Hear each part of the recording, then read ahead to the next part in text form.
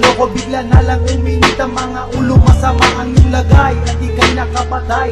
Ngayon ang problema si inay sa kanyang panganay. Kawawag kaibigan, di ka man lang tinulungan. Masaya ba sa kulungan at ikaw ay hinatulan? Panghabang buhay na asistensya, malupit ang iyong parusa. Bago pasukin ang gulo, pag-isip-isip ka muna. Isipin mo muna bago mo papasukin ang gulo. Iisa lamang ang buhay mo. Isipin mo muna bago mo papasukin ang gulo. Iisa lamang ang buhay mo. Sa tagal mong nawala, marami ang naghahanap, marami rin ang naganap. Si nanay pilit nagpapanggap, nag-ibang itayo ang iyong itay.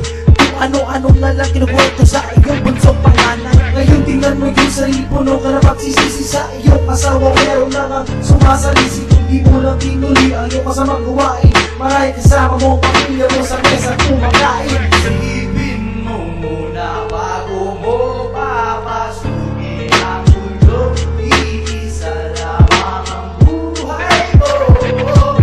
Isipin mo muna bago mo papasukin ang gulo. Iisa lamang ang buhay mo.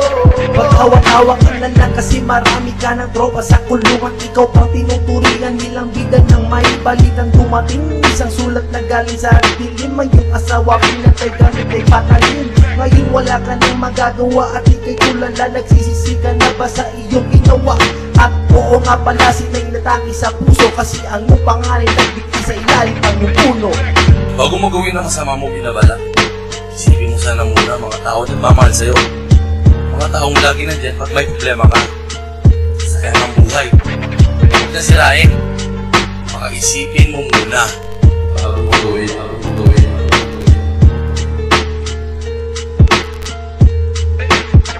Huwag na huwag mong sisirain ang iyong buhay kasi iisa lang yan. Ang away walang magandang pupuntahan. Imulat ang isipan, mundo mo'y nahaluan ng galit at puot at di pagkaraniwan. Ngayon nabalaan mo nakipag-away ka sa kulungan. Mga kasama mo sa selda ikay pinagtulungan. Pipiti ang lagay at ikay namatay at di na siya nagtagal sumama sa kabilang buhay.